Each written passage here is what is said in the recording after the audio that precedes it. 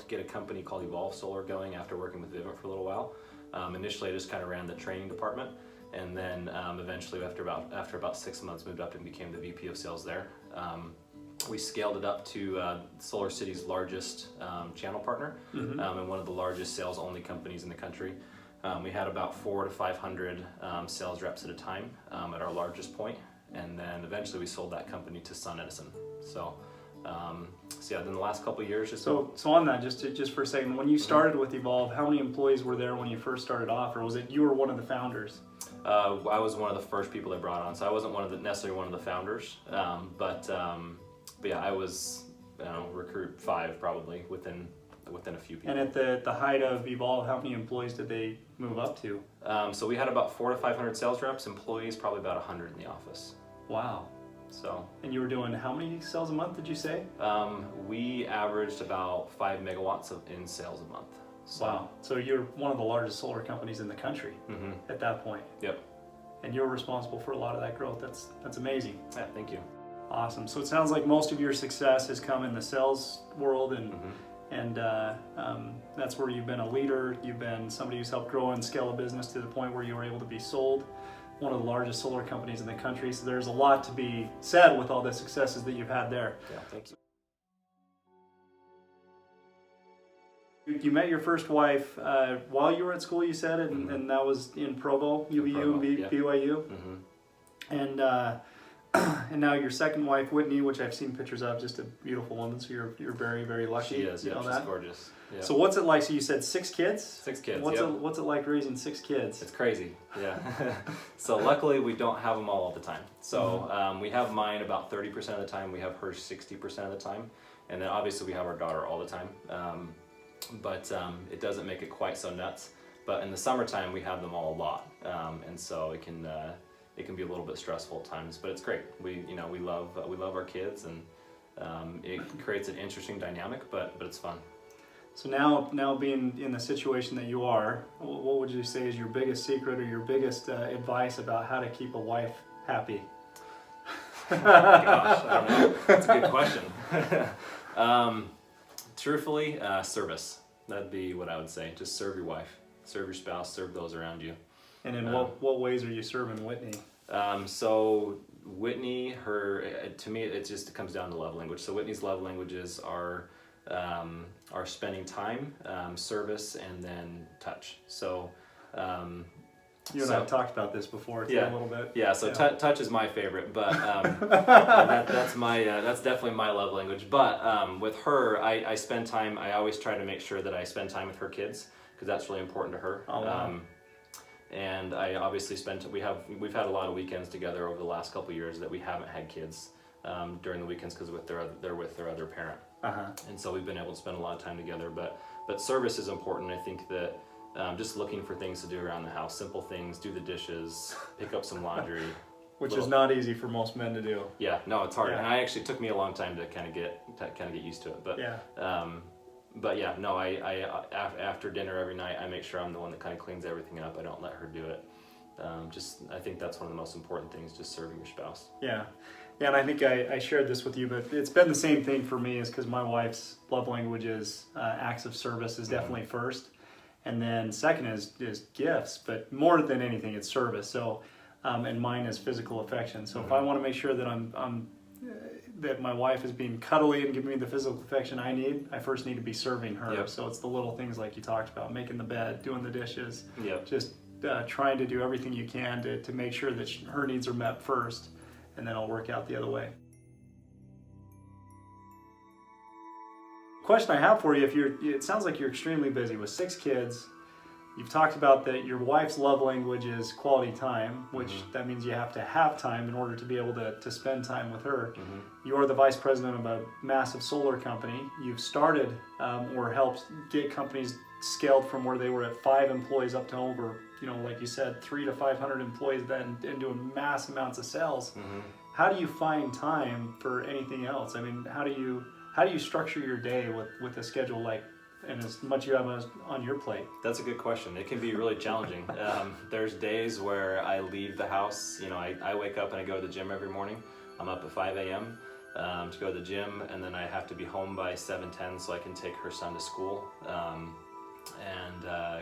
Their school is about 20 minutes away from our house, so I have to get him to school and then back. I leave the house for work by, typically 8:15, 8:30, and I sometimes don't get home till 9 o'clock at night. So, and oftentimes she's in bed by then. With a new baby, especially, she's sleeping as much as she can. So it can be really challenging. So the one of the most important things to me is just scheduling, making sure that I'm scheduling time for everything. So I do a weekly planning session. Halfway through the week, I do a planning session, and then every day before I start my day, I plan out time, and I make sure that I have yearly goals, I have weekly goals, I have daily goals, and I make sure that I'm scheduling time for all those things. So when you do your planning session, are you planning every half hour? Are you planning every hour? Every half hour. Every half hour, and you have something filled for every single half hour throughout the day? For the most part. Occasionally I'll just have like some admin time, like, hey, I've got like I usually have a list of things that need to get done. And I'll get that list of things done, and my goal is to get that done by the end of the day, whatever that list is. Gotcha. And so when you're planning in that every half hour or hour, and on top of that, the list of the items that you've got to get done, what if your schedule falls off just a little bit? Because I think that happens to most people, where they say, this half hour is dedicated to, in your position, maybe you're doing a leadership meeting or a sales meeting, and that ends up going an hour or sometimes an hour and a half. I think the meeting we had today was an hour and a half, and it was supposed to go probably about an hour. Yeah. What do you do when you get behind schedule? Do you rearrange things? How do you kind of, what do you do? I prioritize things. So I have a list of things that are like, these have to get done today, and these ones aren't. They're like, there's like ones and twos. Ones are like, hey, I have to get this done. Twos are like, hey, it needs to get done, but if it's 3 days from now, it's okay. And so I'll look at the priority level of what it needs to get done. If it's my admin time and I lose some of that time, then I'll just bump some of those things off to another day. But the things I have to get done, I just make sure I get them done that day. Whether I have to add more time, I have to shift things around, I move things around as best I can. Yeah. Tell me a little bit of just, what would you say makes you the most happy? I mean, what gets you excited? What makes me the most happy is my family. So spending time with my wife, spending time with my kids. My kids, that's one like challenge that I have in my life. That's something that I struggle with a little bit. My kids live in Idaho with their mom throughout the year. I have them during the summertime, and then a weekend a month, and holidays and things like that. And it gets me really excited when I see my kids. That's one of the kind of the highlights of my life. Is being able to spend time with them. I just spent the weekend with them up in Idaho. And we don't do anything crazy. We went and saw a movie. My son had a basketball game. Just little things like that. Just spending time with my family, going on vacations with them. Those are things that are important to me. So how do you as a father, not being able to see the kids that are in Idaho as much, what do you feel like is the best thing that they can feel like that they know that they're loved by their dad? I just spend as much time with them as I can, whether it's in person or through FaceTime or whatever it is. I FaceTime them at least 4 times a week, nice. And just spend time with them just over FaceTime and find out how their day was, ask them about school, find out what their homework is, find out who their friends are, just ask them questions like that. Got it. Okay, well, give me something. I'd like it. What are you the most proud of? You've had a ton of accomplishments. What would you say is the top of your list? Personal life or in... Let's do both. Personal life. So personal life, once again, because it comes back down to family, I'm most proud of my wife and my kids, definitely. So I love my wife, I love my kids, and I'm super proud of them.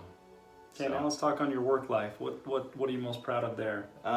Work life, probably building Evolve. That was a huge accomplishment. I felt like we put a lot of effort. It wasn't obviously just me. We had a huge team, and all of us put a lot of time and effort in it together, and we had fun. That was the best part about it, is that I was looking. We actually had an old GroupMe feed that was still active, and I looked through it, just through some of the messages and stuff that we had, and just reminded me of a lot of the trips that I took, and people that I was traveling with, and some of the memories. And it was one of the probably the most enjoyable times throughout my professional career. I worked with some of my best friends, and we were able to build something pretty special together. So yeah. It was fun.